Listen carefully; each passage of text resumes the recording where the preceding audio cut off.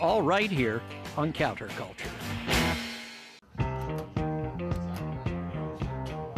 Welcome to Counterculture. I am your host, Grover Silcox, coming to you from Daddy Pop's Diner in beautiful downtown Hatboro. First up, a man who puts the muse in music. He is a singer-songwriter whose Jewish rock music has rocked congregations across America. You can hear his music videos, see them on YouTube, Facebook, and his own website. He is the Director of Youth Engagement at the Mainline Reform Temple in Wynwood, PA. It is a pleasure to have a genuine rock star right here at the counter, Ross M. Levy. Ross, how are you? Man. Thanks for having me. Wow, we got to fight off all the rock fans. We do what we can. We do. Yeah. So I watched your videos, and I got to tell you, they really had me like moving. I mean, you have combined your Jewish faith and its history. That's right. And in popular music. How do you bring them all together? Yeah, Grover, that's the idea. It's about taking something that seems to be really old, that's something that is not alive, and reminding people that it is. It can be brought into the modern era. It can be twisted and pulled and put together so that the new generation can wrap their hands around it. In the age of technology and likes and Insta this and that, we have to make sure that we're keeping up. And Jewish music, I think, was the easy way in for me. Did you grow up with a devout Jewish family and a musical family combined? I did, definitely a musical family. My family belonged to the local synagogue in Newburgh, New York, where I grew up. My mother was the librarian. My father was actually the music teacher. And so it was a logical next step for me. Did you go to music school? Did you go to religious school? So I tried to do a little bit of both. So I went to the University of Hartford with a degree in Judaic studies, which was going to be the primary.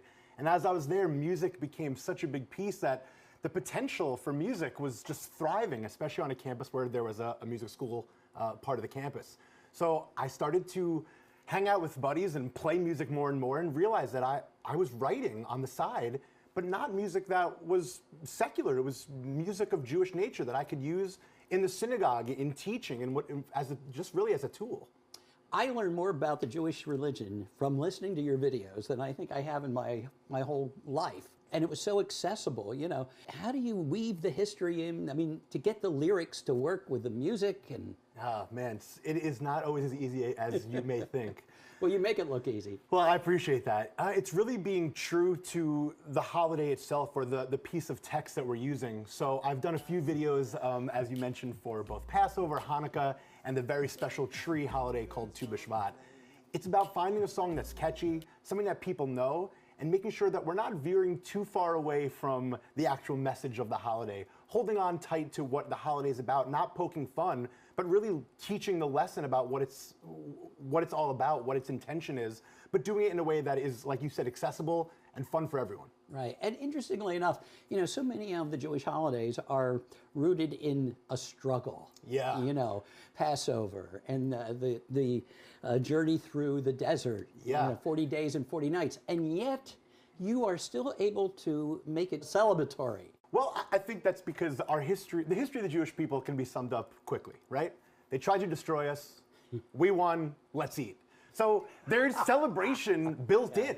Right. So I always have had an issue with the idea of, sometimes we're saying these prayers that are really filled with joy, but we're saying them in a very monotone way. The reality is that we're supposed to be celebrating once a week when Shabbat comes and God rested from creating all. We're supposed to get down. We're supposed to party and rest and recuperate. So I think that the celebration and the joy is what it's all about. If we can educate as we do it, then, you know, all the more power to us. Do you have a band? I do. Ross M. Levy and the Levites. It works out well, but the Levites, as you know, were the musicians, the priests of the temple. Yeah. So, you know, we're keeping with tradition, but I have a wonderful band with drums, bass, and flute. The band is really an exciting venture. It's taking music that is performed in a lot of these synagogues and putting a jazz backbeat to it. It's rooted in rock and reggae and jazz and funk, and just an exciting twist to the melodies that people already know. That way there's something familiar to it. We've had the chance to travel all over, up and down the East Coast, playing and performing. I have a wonderful recording studio in the home that we've used to put a couple of albums together as well. Now, when you set out to write something, are you always thinking of how the audience will interact? Because it seems like in your videos, they're you have all of these other players, all of the folks who have evidently volunteered to be in it. Yeah, it's in the beginning it was hard to get volunteers, but after the first run or two, people came to us and said, look, my grandchild is in this, I want to be in it with them, and it became this intergenerational project, and it really has made a huge difference. It's a way to reach as many people as possible over the course of 2 or 3 weeks while we film these short music videos. Going into the world of Jewish music and writing became something that was just second nature for me. There was a better way to present the material. And that's what I've been chasing after. Now, you're the director of youth engagement at the Mainline Reform Temple in Wynwood. Did you take that position knowing you were going to utilize your music? I was brought in for music as a value added. Really, I've just always had a way. I'm a teenager at heart. I've been 17 a long time, if you will. So being in youth program and youth leadership programming has always been a niche place for me. Music was just a tool that I can use to relate and to connect, and it's just been a gift for me. Talk about some of the highlights of some of your songs, like how you came up with them. So I think the Hanukkah song we did was based on a song called Royals by someone named called Lord a few years ago. And we changed it to Oils and did a song all about Hanukkah. Kept very true to the text of the holiday and the story, if you will. But putting that piece together it just fell out. It was so ripe for the picking, if you will. And putting those songs together takes me usually about 45 minutes to an hour if I sit down with the lyrics side by side. And I just try to write and stay true without coming back to the material. So Ross, if you could, give me a little bit from Oils, your Hanukkah song. So it was something like, we remember that oil, you can call me Maccabee. The idea of putting together the exact storyline and telling the story of Judah and the Maccabees and how this whole thing happened, to put it together to a song for those kids, they grabbed on like you would not believe. So what are the different ways folks can avail themselves of your music? So I do have music on iTunes and Spotify, but also through my website, rossmlevy.com, and through the synagogue website, mlrt.org. Now, have you ever thought of going to mainstream audiences, general audiences? The dream for a lot of people is to become a rock star or something like that. I think I did have that bug for a while, and I still write secular music. Whatever music needs to be written, I write. Right. It's the best way to express myself, whether it's just something that's happening in my life or something that's based in Judaism. What's the next phase of the Ross M. Levy experience? So if I can share with you, actually just finished an album called Songs to Make My Heart Sing. And actually the Tu B'Shvat parody song is on this particular album. It's 12 songs, original songs, all really fired up, all about Judaism and making it contemporary. Well, Ross, I want to thank you for coming to the Grover, thanks counter. so much for having me. Keep people singing, happy, positive, because your music really speaks to the heart, I think. Thank you. You're welcome. Ross M. Levy, a man who celebrates his faith through music. My next guest would be impressive if he only had 2 names, but in fact, he has 3. David Wesley Tonkin. He is a board member and manager of the Wings of Freedom Aviation Museum in Willow Grove, PA. He worked as a corporate executive globally, and he was in the military in his native South Africa and for the UN Peacekeeping Force. He also has a blog called Food for Thought, in which he shares his insights and wisdom shaped by all of these experiences. It is a pleasure to welcome David Wesley Tonkin. Grover, thank you very much. Grant me a moment. I'd like to respond in the language of my former homeland, South Africa. Yes. My family come from Zululand. Siyabonga, Grover. Umfundisi, Gumela Wena. Siyabonga. Wow. And if you would offer an interpretation. To be asked to be on your show is a privilege, and I'm grateful. Thank you. Well, thank you. Oh, in any language, that is a real compliment. Zulu is fabulous. It's very formal. Tell me about how you grew up. You grew up among Zulu tribes? Yes, I did. My mother was a single parent. My dad died when I was 11 months old. She didn't want me living in the inner city with her, so I was sent to an uncle's farm. I was literally the one white kid for hundreds of square miles. And my Zulu friends welcomed me. They didn't look at color. They looked at me as a new interest What have you got to say? What have you got to contribute? What can you talk about? Their parents were great. Their mothers adopted me. I was made part of a greater family in the village on my uncle's farm. How different was this experience from others during this apartheid period? It was harsh. It really hurt a lot because I came from the sheltered life on the farm in the little town of Umtumzini, a place in the shade, to a boarding school, mainstream South Africa, and encountered apartheid for the first time. It was scary. I couldn't get used to it. I wrote home, and eventually the schools got a phone call from my mother where she said, "What are you doing to the boy?" And eventually I learned to develop my own resilience. And I was too young to say, I know the difference between what's right and what's wrong, but I did know something was not right.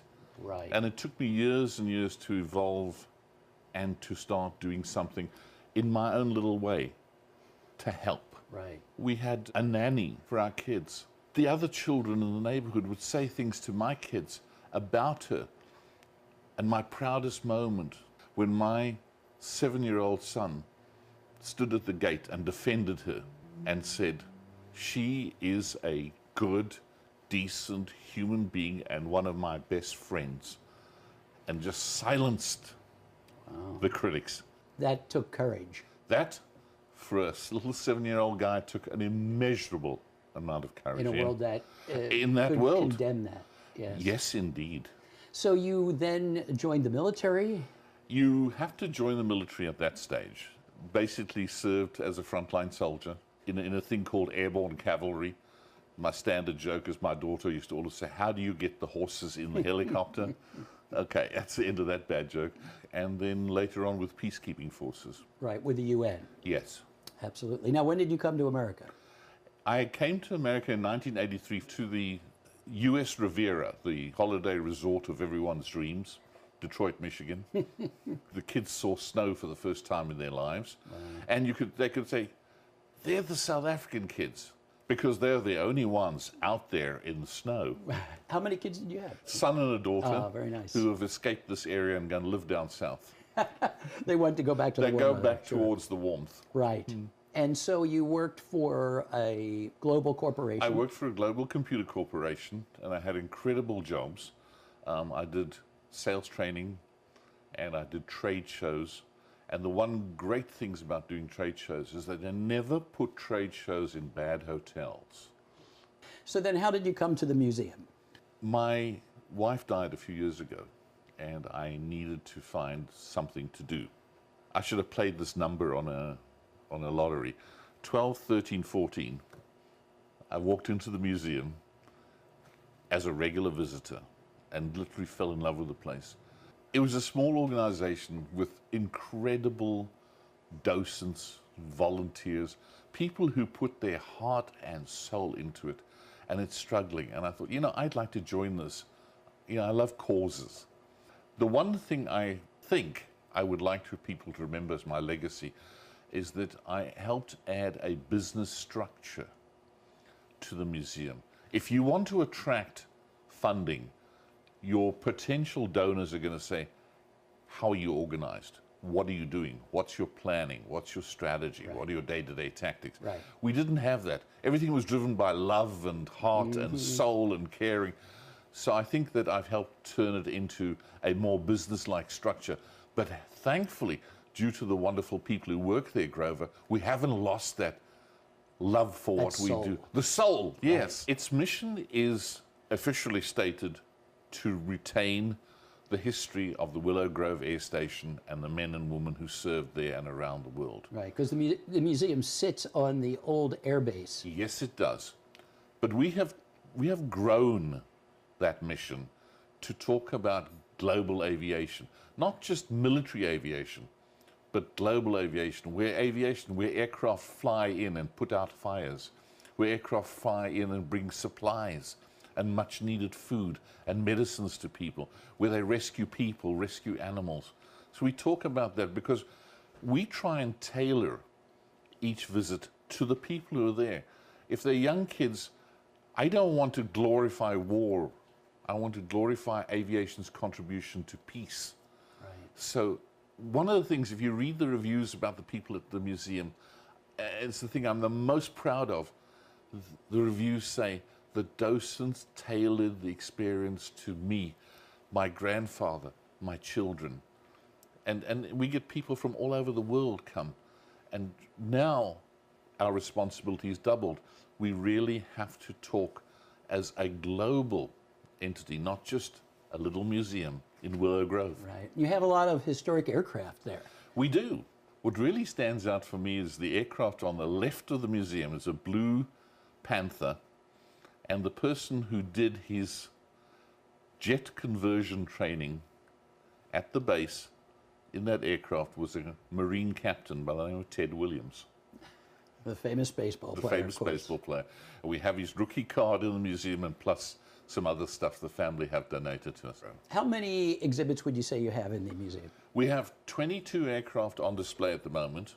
We have 3 in restoration. Our volunteers help restore the planes, and I took some of them on a trip to see the restoration facility at the Smithsonian. And when we left, we were sitting in the bus. It was terribly quiet. The one guy said to me, I couldn't do that. I said, why? He said, they got too many fancy tools. Our guys do miracles by the hour with bringing nothing. these back to life. Bringing these aircraft back to life. It's astonishing what they do, the creativity. It's art.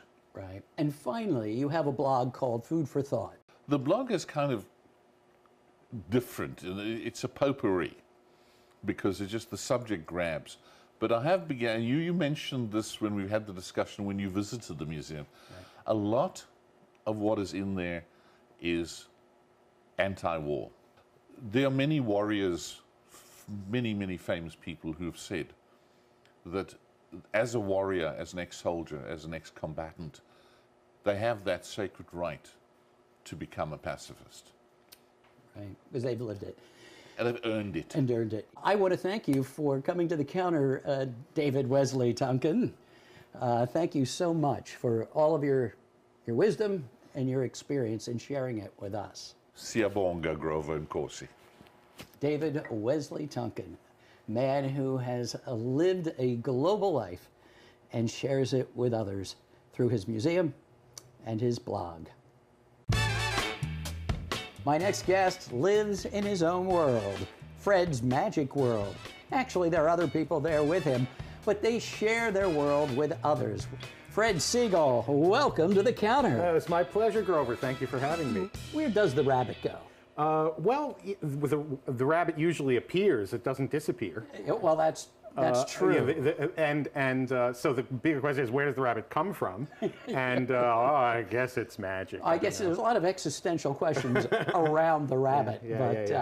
So you're a magician, and when did you do your first trick? Well, I remember being in the school library, I guess in 5th grade. I remember doing tricks for my 5th grade teacher. Wow. So, where did you grow up? I grew up, well, go back really far. I was from the Bronx, but I mostly grew up in Northeast Philly. And I guess my first stage performances were in 7th grade when we had a shop teacher who loved magic. He would just go down the hall and he would pull people out of classes. Say, you want to see a magic show now? And the teachers were happy to say, yeah, we don't want to do this.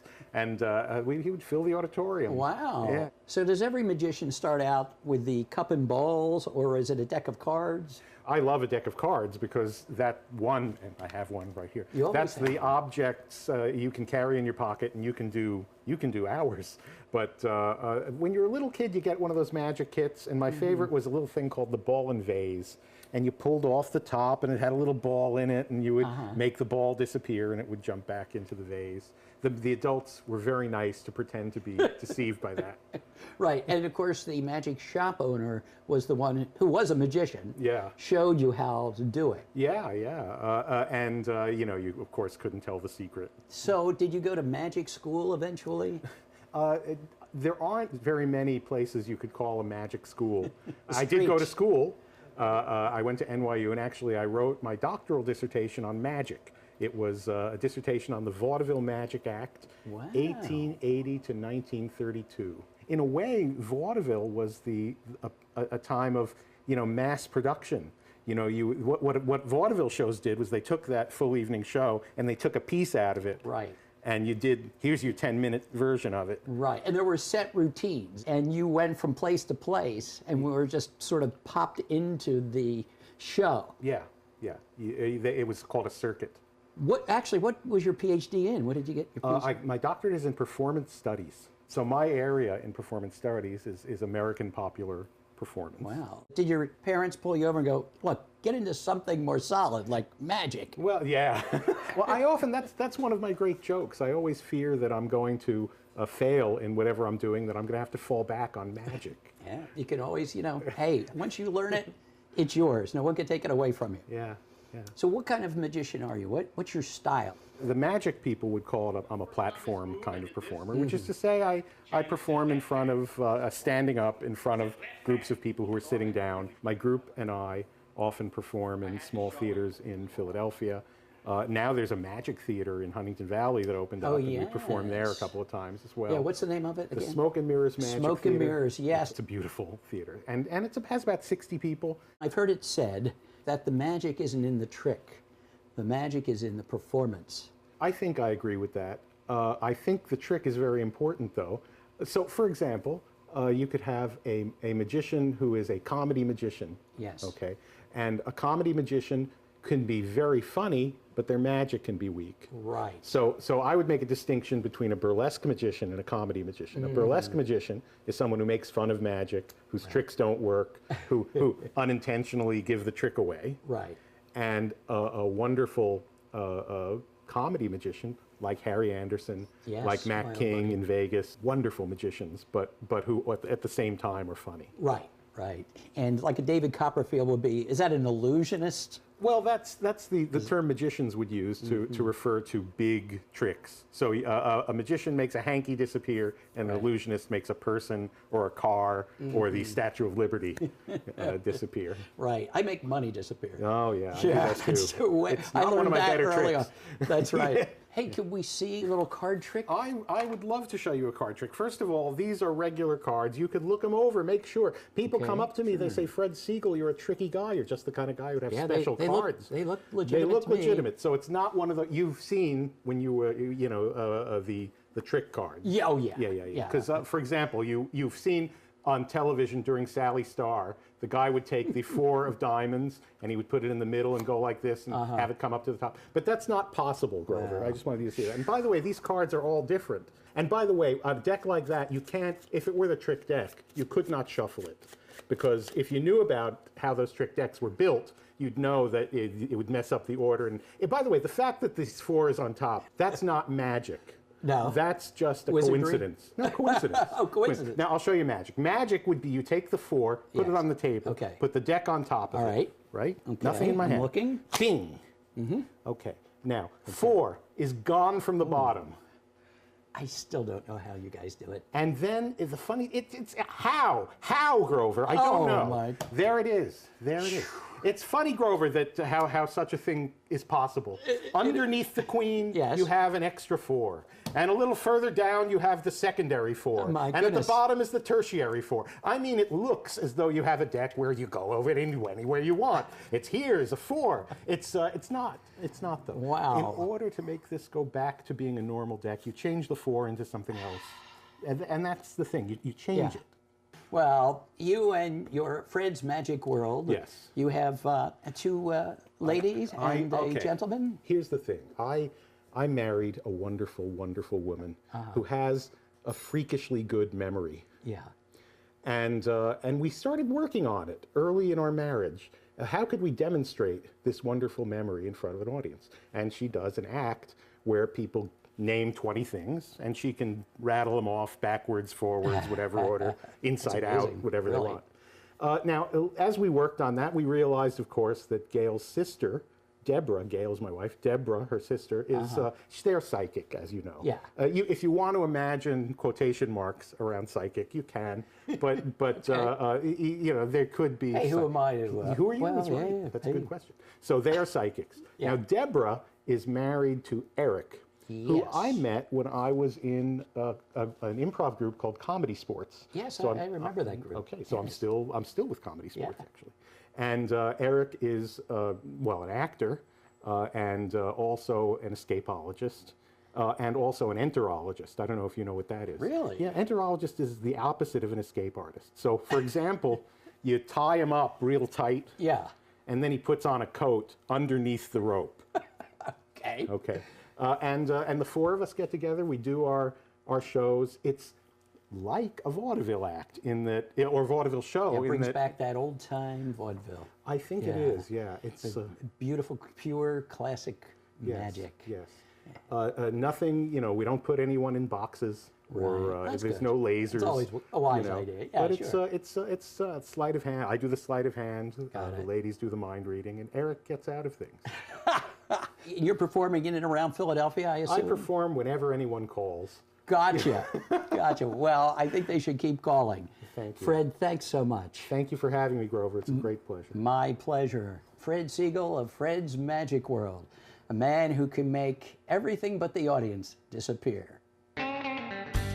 Well, that's Counterculture for this evening. I want to thank all my guests, magician Fred Siegel of Fred's Magic World, Take the four, put it on the table. Okay. How, Grover? There it is. the manager of the Wings of Freedom Aviation Museum, David Wesley Tonkin, 12, 13, 14.